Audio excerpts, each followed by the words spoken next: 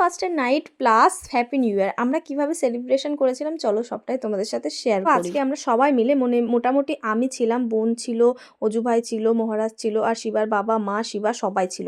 তো দেখো আমরা এখন এসেছি হচ্ছে বসিরহাট ঘোষবাড়িতে। এইখানে কারা কারা এসেছো অবশ্যই কিন্তু কমেন্টে জানাবে। আর আমি জানতাম না যে এখানে এতটা ভিড় হয়।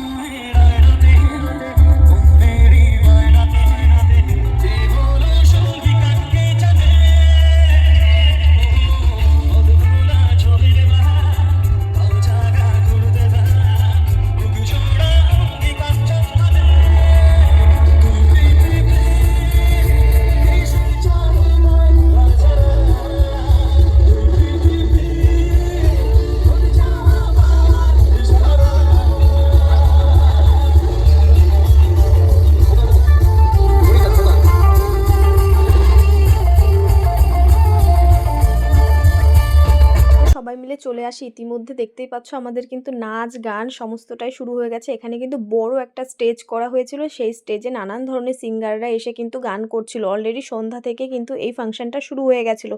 আর এই দেখো কত বাজি ফাটাচ্ছে, মানে এত বাজি ফাটিয়েছে ওখানে। আর এত যে বড় ধামাকা করে এখানে নিউ ইয়ার সেলিব্রেশন করা হয় আমি সত্যিই জানতাম না। জানলে হয়তো আমি আগে বছরও আসতাম, কিন্তু আমি এই প্রথমবার এসে কিন্তু অবাক হয়ে গেছি। চারিদিকে এত মানুষ, এত লোকজন, আর এত আলো।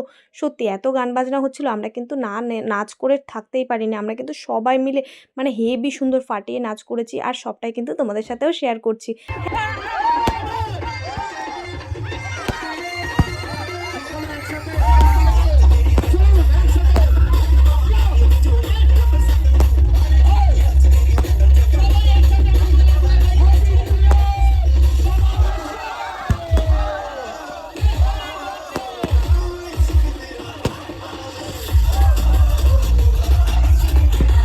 ঘড়ির কাঁটায় প্রায় 12টা বাজতে যাবে, ছুঁই ছুঁই অবস্থা। ঠিক 1 মিনিট বাকি। দেখো তার আগের থেকেই শুরু হয়ে গেল বাজি ফাটানো, মানে নিউ ইয়ার সেলিব্রেশন অলরেডি শুরু হয়ে গেছে। কিন্তু দেখো এত পরিমাণে আলো হচ্ছে, তার মধ্যে দেখো শিবার বাবা আবার শিবার মাকে ফুল দিয়ে প্রপোজ করে দিল। বাহ, দেখেও কত ভালো লাগছে, তাই না? শুরু হয়ে গেছে ঘোষবাড়ির নতুন বছরকে সুস্বাগতম জানিয়ে সেই অতি আকাঙ্ক্ষিত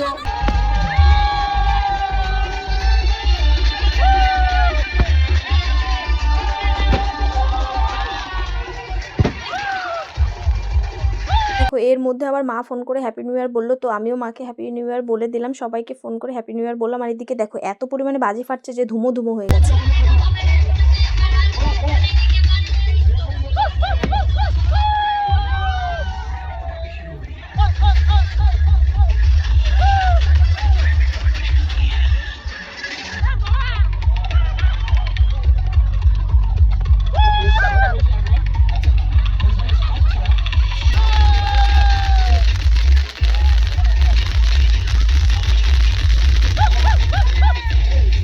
নিউ ইয়ার কিন্তু আমরা এভাবেই সেলিব্রেশন করেছিলাম। তোমরা কিভাবে সেলিব্রেশন করেছো অবশ্যই কিন্তু কমেন্টে জানাবে। টাটা, সবাই ভালো থেকো, হ্যাপি নিউ ইয়ার।